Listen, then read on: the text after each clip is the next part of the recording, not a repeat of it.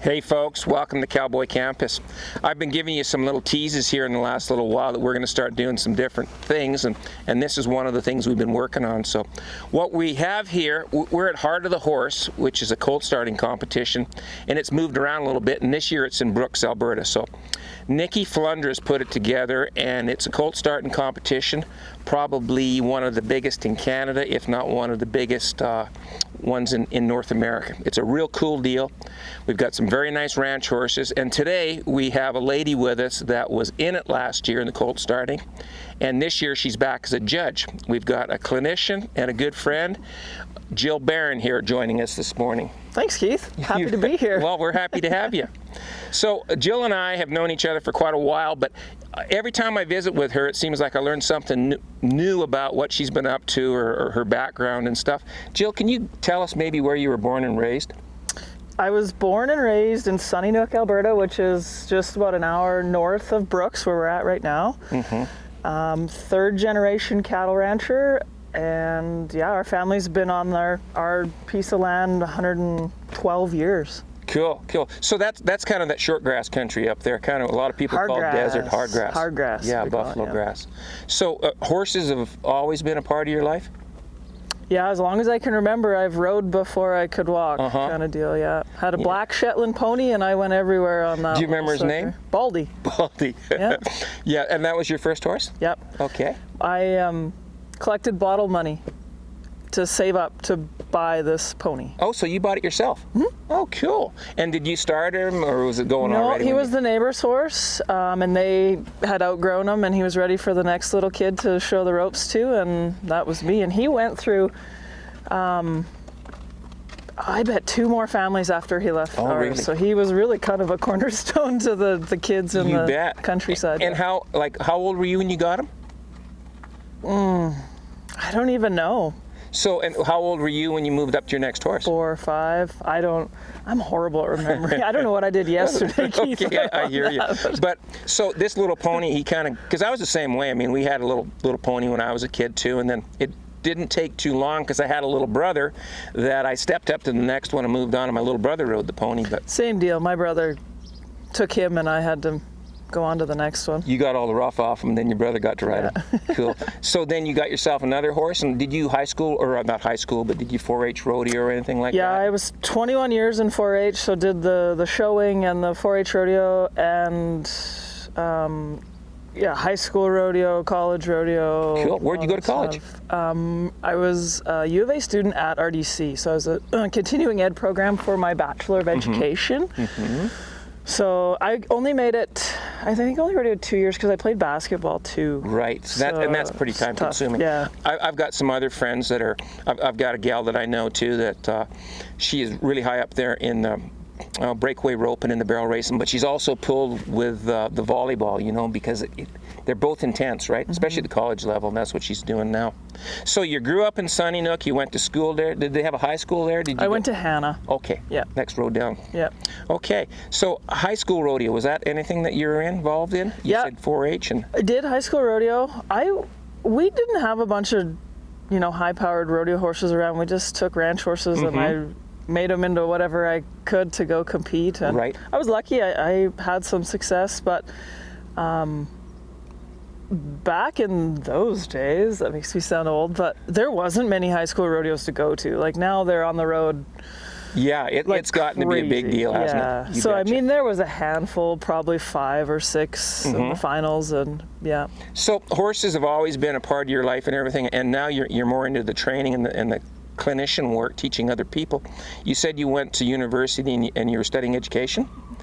And then were you a school teacher for a while? Yeah, I taught grade 7 for 5 years. Oh, cool. And where did you do that at? In Leslieville, east of Rocky Mountain House. Okay, yeah. Okay. So for you folks that don't know, that's central Alberta. I'll just be west of Red Deer. Yep. Yeah, in that country. So you taught grade 7. Mm-hmm. Did you keep riding all the way through that? Oh yeah, it was get home from school and horses were saddled, and I taught lessons after school, and so tried to keep training and keeping myself in competition horses. And so when you say competition horses, what were you competing at that time? I was rodeoing them more so than anything, yeah. Okay, so were you barrel racing? And I barrel raced a lot as a kid, but I kind of grew up and got away from the women aspect of it and went team roping. Okay, cool. Yeah. Cool. And like for you folks that don't know, when you're team roping, they don't have, say, ladies team roping and men's team roping. It's you jump into it and you compete. It's sort of a numbered system, isn't it? Where, how does that work? So there is classifications for each number, and you and your partner have to add up to fit into that classification. Okay. So if you're a 7 and I'm a 7, then we can only rope in a 14 or higher. Okay. Category. So it's an equalization of sorts to try and sort people into. Sort of making a level playing field. And then how often does your number change? Like would it change during the course of the year, or they'd move you out of one spot? It sure could, yeah. Okay, cool. Yeah. Depends how much money you win.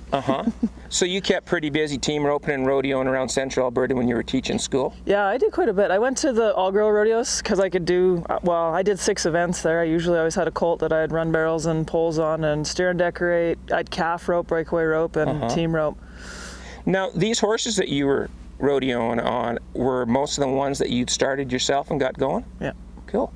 Was there a certain bloodline or a certain place you went to find these horses, or just kept your eyes open in your travels? At that point, it was stuff that I had raised. I had a couple mares that I was fond of growing up, and that's what we did. We just kind of picked away and bred a couple. And you liked what you were getting, so you kind of stayed on that same program. Looking back, I mean, you talk to different people about, you know, where they got their idea in there and they learned from. Do you have a mentor maybe back then that kind of helped you out with your starting your colts and getting them going? Not really. I've thought about that a lot, but there was a fellow in Buffalo, Minor Becker was his name, and he started the stuff I was riding, but usually they were gone for 30 days and then I had to pick up on them. But right, so they just kind of got going, then you'd have to kind of finish them out. Yeah. Did your dad or anything help you? Like he for sure did help me. He's handy with a horse, but it's, you know, it's pretty cowboy stuff, which is amazing.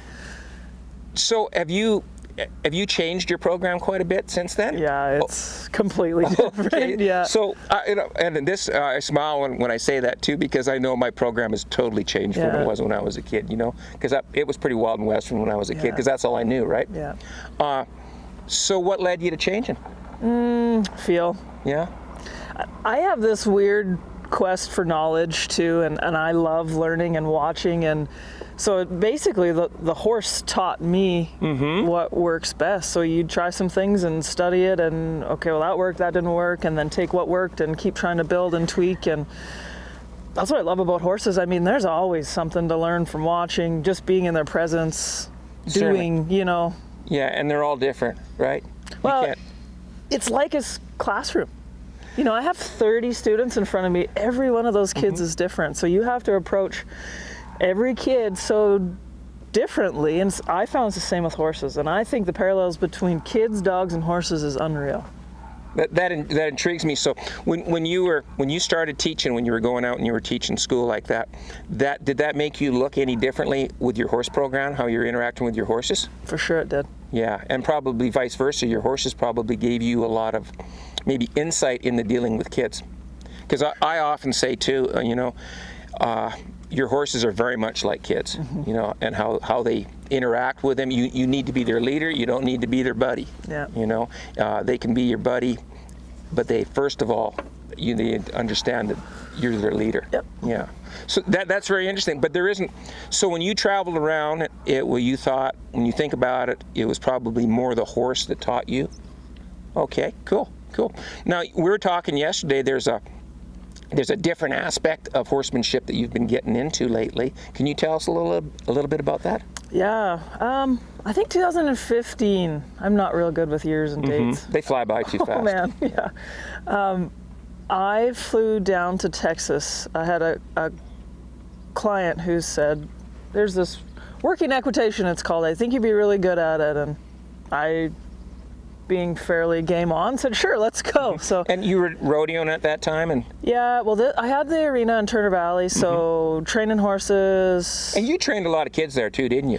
Lots of summer camp stuff. Yeah. So I mostly mean, horsemanship, that sort of thing? well, yeah, rodeo camps, but they're all horsemanship hidden in rodeo stuff. Okay. Because, and then this gal, this friend of yours told you about a lady down in Texas? That well, you it was her. Oh, okay. And she was going to be down there. She actually raised Australian stock horses. Okay. And she said, I think you'd be good at this. My horses will be in Texas. Let's go to this show. I was like, sure. And I had no idea what it was, and flew down there. And there's quite a bit of rules involved on how to do it. And so I was trying to study and figure out how to make it all work. But it all made sense to me.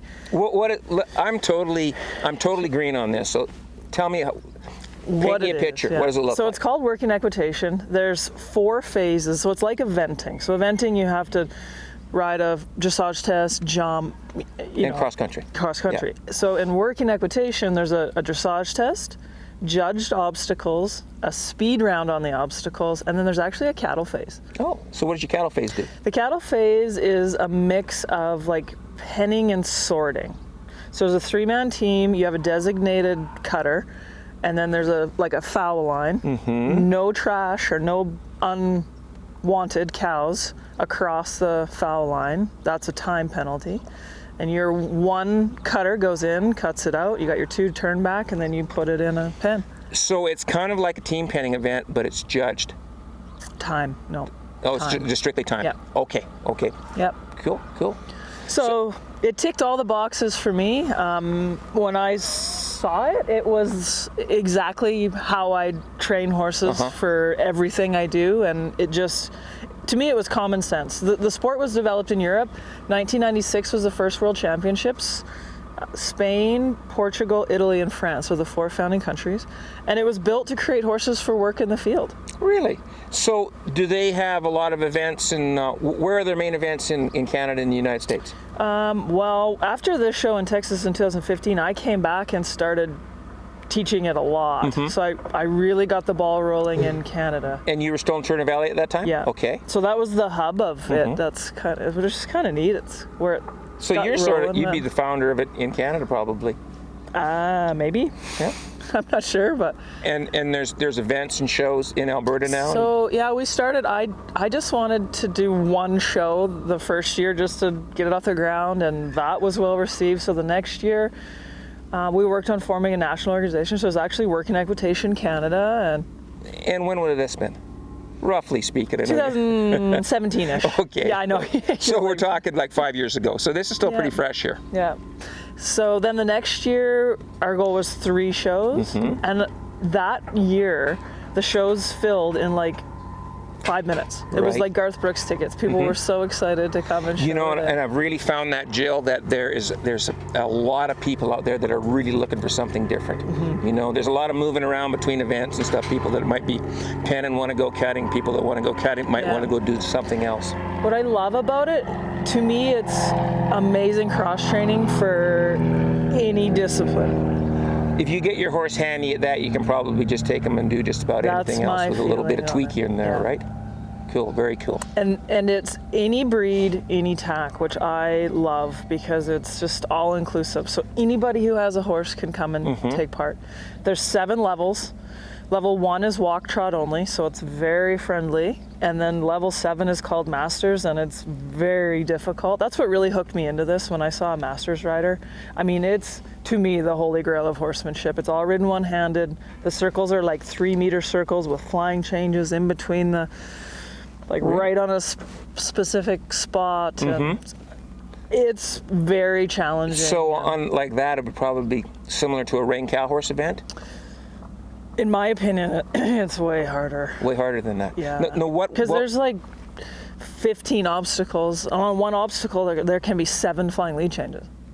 Well, okay, describe your obstacles to us. What are we looking at? So there's 19 obstacles, and they don't change anywhere around the world. So they're all the same measurements, the same everything. Okay, they're standard. Yeah, which I like as a trainer and a coach. And I think riders like it too because they know what they're going to go see. Right. So there's like they call it a double slalom, which is just a serpentine, but the posts are 6 meters apart. So it's half circle, flying change, half circle, flying change, half circle, flying. There's 3 drums, so it's kind of like a cloverleaf pattern, but again, they're 6 meters apart. Figure 8, there's a bridge, a gate, a jump, side pass rail, a L rein bag. They're very, very practical working Something that you'd use obstacles. all the time. You'd expect, say, a real handy ranch horse to be able to function at that level. Cool. So you have your open class. What did you call that again? Masters. The Masters, Yeah. okay. And is that mostly trainers? It's only me in Canada right now. Oh, really? Yeah. But when you go south, how big would that class be? I think there's probably 3 Masters riders in present. Oh, wow. And that probably counts me down there too. Do they have big finals or anything like that to where you can qualify to? No, well, in Europe they do, which I was lucky enough. I was in Portugal last year for them, so that was really cool to go watch the Portuguese and, well, all of them. But in Canada, North America right now, no. There was a big show in Las Vegas called Andalusian World Cup, which was a really exciting show to go. I heard about that. Yeah, that was at at the South Point, wasn't it? Yeah. That's a great arena, isn't it? Oh, I love that. Yeah. Venue. It was so much fun. That's a lot of fun. That was our biggest show, but unfortunately I think it's backburnered for a little bit, so I'm not sure exactly where. We're actually having a regional championships in Red Deer in September, the 17th. Okay. And that'll be the biggest show. That's not true. Before COVID, we had Cross Nations Cup, we called it. So it was an idea to have the show in the United States, then the next year Canada, then the next year Australia, and it would keep moving around. So Canada hosted, it was in High River. Okay. In August, and I think we had 130 horses there. We had Australians come over and rent our billeted horses or borrowed, whatever. And there's a recording system for working equitation, and it records all the horses and all the shows and stuff. And that, on paper, was the biggest show in the world. Wow. And it was in High River. That's really cool. And it was in my backyard. Yeah. So this is something that obviously you do year round and everything. And you were telling me, actually, maybe my first introduction to it was we were at the Hardgrass bronc riding here about a month ago. And that's a match bronc riding, folks. It's probably one of the biggest in North America. Calgary Stampede brings all their best broncs there, and they invite the top 15 in the world. So it's just a great bronc riding. And this young lady, Jill here, she brought the Lusitano horse and gave a demonstration. And is that the same horse you compete on? Mm-hmm. Cool. Yeah, I'm riding him here today. Okay. Yeah, you're going to do a demo here today on him. How old's he? He's 16 this year. Oh, wow. Yeah. Where did you get him? Well, he's a Portugal boy, and then he went from Portugal to Mexico, Mexico to Texas, and Texas to Canada. Okay. So he came from Haras, which is a big Lusitano breeding farm in Texas. Mm-hmm. And they shipped him originally to me to promote the breed and the sport in Canada, and then I ended up buying him. So you were saying that you can ride any breed of horse and use any tack you want. Would that probably be the pick, Lusitanos? That's kind of what everyone's striving for, they'd have? Just because the way their movement and everything just fits very well in everything you're asking them to do? Yeah, they're built uphill and they really want to use their hindquarters. They're really easy lead changers. Mm-hmm. They're very handy, yeah. Cool, very cool. I find the best tool for the best ride for the sport, yeah. Yeah, I got to ride one once a while back. We were riding some colts at a friend's place, and he had one that he was working on, but he wouldn't have been probably that far along. He was a very nice horse. Mm-hmm. But yeah, I really like the feel on that. So you were mentioning yesterday that you get to spend the winters in California riding. So when we're up here bucking snowdrifts, you're down in California. Tell me a little bit about that. Yeah, it's a farm in between Los Angeles and Malibu, so it's in what they call Hidden Valley. Mm-hmm. It's a really pretty spot. The beach is like 20 minutes away, which is always a nice little getaway after working horses. But yeah, just haul horses down there and get to ride all winter. And do you do clinics and everything right there? Yeah. So if someone was down in there in the wintertime and they wanted to attend one of your clinics, where would they find it? Do you have a website? Yeah, just contact me and figure out what's going on. And maybe let us know here what your website is. It's just jillbarron.com. Okay, and if R's in Barron. Yeah. There you go. And if you probably Google Jill Barron, it would come up, right? I would hope so. Yeah, I'm the same way. It's like we used to know your phone number, your own personal phone number years ago, but now, anytime anybody would ask me my phone number, well, it's not anything that, you think about. And a lot of times too, on your phone, you have the person's name in there, not their number. You never learn their number. You just, true, yeah. Push on their name. But yet, I still remember my grandma's phone number and numbers from years ago. But oh yeah. Anyways. You betcha. Do you have one of the old lines where you had a party line when you were a kid growing up? Mm-hmm. Yeah, we did too. So, but we digress. Yeah. So, what's next? We're here at the colt starting competition. It's late August. Finished showing this regional show. I have 3 horses qualified for it, so I'll go show 2 Lusitanos and a quarter horse mare. What is next? Clinics. End of September is all clinics up here. And then I coach the Calgary Stampede Show Riders as well, a youth equestrian team. Right. So we audition a new squad the beginning of October, and then I start horsemanship clinics with them the end of October. And then beginning of November, I go to Portugal. The length of time is undetermined at this point in time. It could be. What are you going to do in Portugal? I'm actually taking a group of people on tour. Cool. So there's a horse fair there. I went to it last year. It's in a town called Golga. The fair itself is 450 years old. The history in it is unbelievable until you stand there and feel it. It's like this medieval, back in times, magical. Amazing. It's cool, yeah. And it's all Lusitano horses. So last year I went, there was a company called Cavago that flew me over and toured me around. And then this year I'm working for Cavago. I have 7 people. What does Cavago do? So Cavago's like a Airbnb for horse destinations. So if you want to ride in Brazil, Dubai, Portugal, you go on Cavago, and they've got hosts in all these different areas that can accommodate your trip. And they have a concierge that'll build what you want. You say, okay, I want this, this, and this in my trip to Brazil, and they will put it together for you. Excellent. It's really a neat concept. And you're their Canadian rep. Yeah. That's great. Yeah. Expect a call probably in January. I'm going to go someplace warm. It'll be fun. There's a really fun group of ladies that I've taught and know very well that we're headed to Portugal. We've got an equestrian property rented with a pool and like individual apartments. Well, how long are you going to be there? 10 days with them, but I might go a little bit longer. I might do some horse shopping in Portugal. Well, we look forward to see what you bring back. And then probably you no sooner get back here like around Christmas time?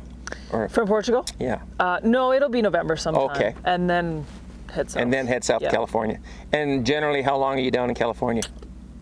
As long as I can and outwait the snow. Right. Yeah. You'll call home and see what the weather's like. We start calving mid-April, so I try and be home for mid-April. So you come home and still help on the ranch. You haven't lost your ties to that sort of thing. No, it was funny when I had the arena in Turner Valley. I was there 10 years and didn't get to do much ranching. It was, all hands on deck, and came home and I realized how much I missed the cow-calf and the ranching and the working. That's what I love my horses to do, is do jobs and do work horses. And I think they're happier too. Oh, they love it. You bet. Love it. Horses are like kids. They need a purpose. They need direction, and I really believe they're happier if they have that consistency. Oh, I completely agree. You bet. Yeah.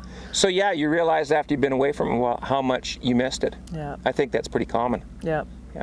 We were talking earlier too there, we were looking at some saddles here before we went on camera, and if you had to look and find one piece of tack that you go to all the time, well worn, what would it be? I love this question, actually. I've been thinking about it since we were chatting, but it is my snaffle bit and that rig that goes in every horse first and foremost. It's what you always go back to if you need to. It works on everything. And it really is like it's your extension of you. It's your first line of communication when you start riding them, and it's just so familiar, and it feels like an old friend. Completely. Yeah, I know exactly what you mean. And more people like in our lifestyle, in our world that I talk to, I think everyone I've visited with too, that they have that. They have something that is sort of the go-to old friend that they always use, and you probably pass it on down. You know, you look after it. And it's the first thing you pack when you're going somewhere. You know, you don't leave home without it. And, right. Yeah. You get the cold sweats if you realize you left it back at home. And mine's funny because I remember I found a bunch of pieces like buckles, and it's got a brow band that wasn't. I put this rig all together. It's all pieced together, but it's worn, and it all looks like it belongs, and it's. So the patina is all kind of it's kind of a mismatch thing, but it is beautiful now because it's all worn together. And right. Do you remember who the bit maker was or anything like that? No. No. It's not it's just a factory, but it's a snaffle that I just that works love. very well. Yeah. Cool. Hey, one other thing, we're talking about too, and we've got a group at home that we talk to and everything, and we're always exchanging about what are you listening to now? What's with this new music? And with Sirius FM and the internet and everything like that, you don't have to listen to just mainstream radio. There's so much really cool music out there these days. I get talking to different people, and they'll bring up somebody's name that I haven't heard, and I'll go check it out. Have you got anybody that you've been listening to lately? What are you listening to for music? Zach Bryan. I'm a Stapleton fan. Okay. Music's funny. I kind of forget about it. So I just get rolling, and then. Yep, and you've come up with it. Yeah. This is another hard question. I won't put you on the spot. No, it's all good. Yeah. I'm not a big music. I never know the names of people who sing songs. I just hear it and like it and carry on. Just something that kind of, it resonates in a way, I'll be the same way. I'll hear a song or some music, and it'll be quite some time before I ever I'll know the music, but it'll be quite some time maybe before I figure out who's playing it. You know? That's me too. What I did at our place is the girls, and I call it my music box. And it's it's a little, I don't even know what you call it. What do you call it? An iPod. And I plugged it in for years. That's my music box. And I said, girls, put some music on there for me to ride, because I just got really tired of listening to the same radio. And by golly, there was so much music on there that was stuff that I'd grown up with and loved and everything, and I couldn't. They picked it, but it was the stuff that they knew what I wanted to listen to. Yeah. So that was really cool. Do you read much? Yeah. What are you reading now? Actually, it's an old book, and I can't even tell you the author, but it's like German based on equitation. Okay. Yeah. German based, like equitation or dressage, that sort of deal. I've been curious too. They talk about German dressage versus maybe. Is it English dressage? French dressage? Yeah. What's the big difference between them? I'm not even really sure, to be honest with you. The Germans are very exact. Yeah. Okay. So theirs might be a little bit more precise than maybe. That would be what I would say, but yeah. Okay. That's a good question. Yeah. No, that'd be, because you hear that, maybe French dressage and German dressage, and I've often wondered, well, what's the difference? Yeah. Yeah. I would say the French put more of their own spin on it, and the Germans was like, this is kind of more it. Exact. Yeah. They've always been known for detail. Yeah. You betcha. Exactly. Well, Jill, it's been an absolute blast having a visit with you here. My pleasure. We probably should do this again after you get back from Portugal. I'd love to, yeah. Yeah, and you can let us know how that trip went.